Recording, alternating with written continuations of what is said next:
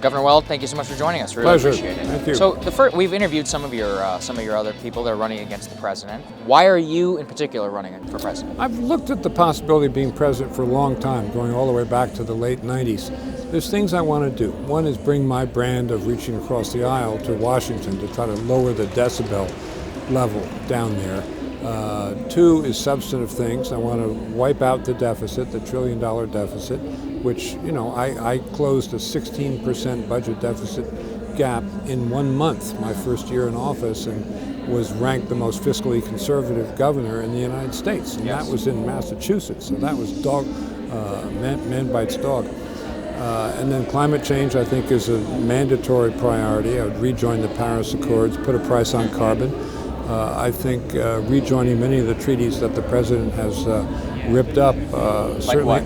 Well, I would join the Trans-Pacific Partnership, which the president didn't want to join because he thought it would be dominated by China. He's so ignorant in foreign affairs, he didn't know that China is not a member of the Trans-Pacific Partnership. Similarly, he ripped up the JCPOE, the 2015 agreement with Iran. Now he's trying madly to get back to where he was before he ripped it up. Help, let me talk to President Rouhani. I'll make the sanctions go away. So much of what you're saying, sir, deficits, fiscal conservatism, going back into free trade agreements, trying to restore an American kind of globalism, was explicitly rejected in 2016. So I've asked this to some of your other opponents. How do you look at a vote for protectionism and immigration restriction and advocate for fiscal conservatism and the Paris Climate Accords? No, I think that we didn't quite know what we were getting with Mr. Trump, and it was kind of appealing. It was fun being for Trump back in 2016. He said he was going to drain the swamp. Well, that not only resonated with a lot of other people who are Trump voters, it resonated with me. And I can remember watching the debates when there was 12 Republicans up on stage. I thought he was the best of the 12. He knew what he thought. He had what we didn't know is that he's very uncomfortable in his own skin because he projected with all his reality TV preparation an image of certitude, which he doesn't have at all. If he says something on day one and someone says, really?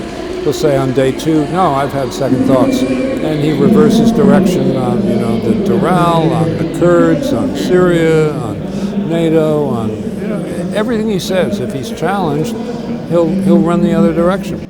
So what is it, I guess, in your view, that you think the post-Trump GOP should look like?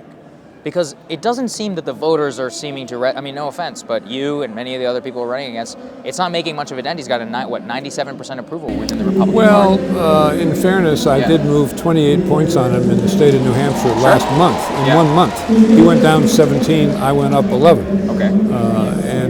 If I win the New Hampshire primary, all bets are off. That would ordinarily be fatal for a sitting president. I think that's right, but, where's the evidence that that's happening?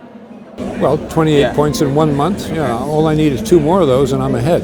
And I got 4 months until the New Hampshire primary. So you look at this very much as you can try and knock him off in New Hampshire, and that's your strategy? New Hampshire and New England. And right after New Hampshire is the Super Tuesday with Massachusetts, Vermont, California. I think I speak Californian better than Mr. Trump does. Okay. Wisconsin, which is a crossover state, Virginia. Isn't that part of the issue? If you speak New England and California a bit better than the president, and the states which flipped Republican were the Midwest, where's the evidence that your brand of fiscal conservatism and climate change and restoring trade agreements is going to resonate with blue-collar workers? Well, I think I can persuade people, certainly the farmers in the Midwest, that the president's tariff policies have been bad for them, and they know that now. It's just that he's buying their silence by multi-billion-dollar allowances into the Trade Adjustment Act. How are you looking at the China issue then? How is it that you expect to put any sort of pressure on China without economic pressure, like in the form of tariffs? I would behave like kind of a grown-up with China, and I would say,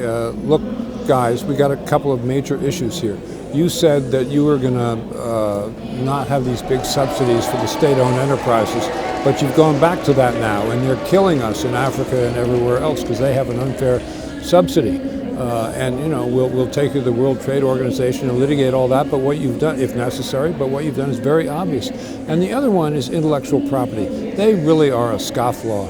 on intellectual property. They changed their antitrust law in 2008 to say anyone who interferes with the full exploitation of an intellectual property license where the Chinese company and American company have a joint venture is guilty of a felony. Right. But how do you push back against that? That's my question. You just say we can't live with that. But I mean, Obama and Bush, everybody said it, but only the president was willing to put tariffs on them and make them feel economic pressure.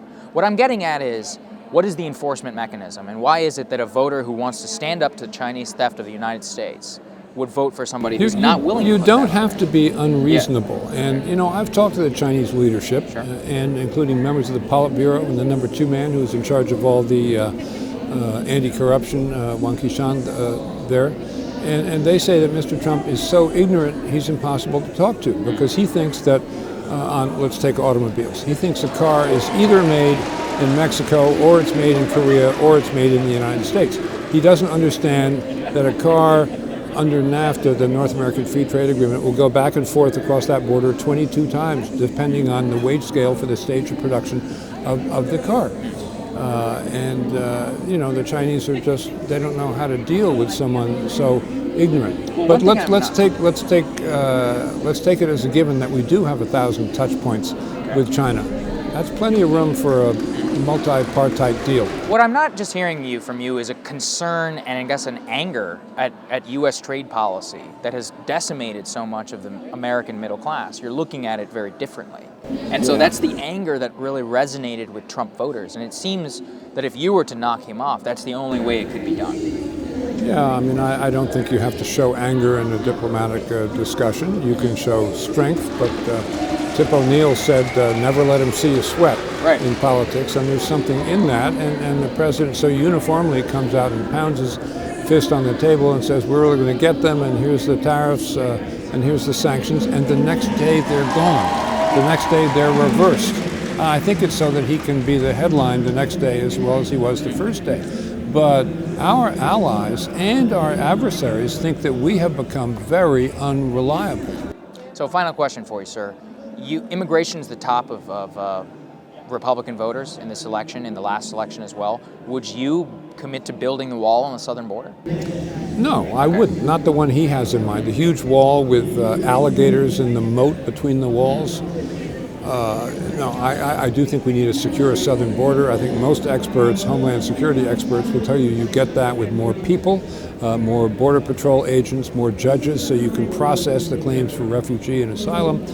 Not that you have to grant it, just so you can process it, so you don't have to put the kids into cages and tear children out of their mother's arms, and more drones so that the coyotes can't victimize the people coming across the soccer field in Tijuana, for example, as they have historically. And anti-tunneling work. Yeah, no, there's some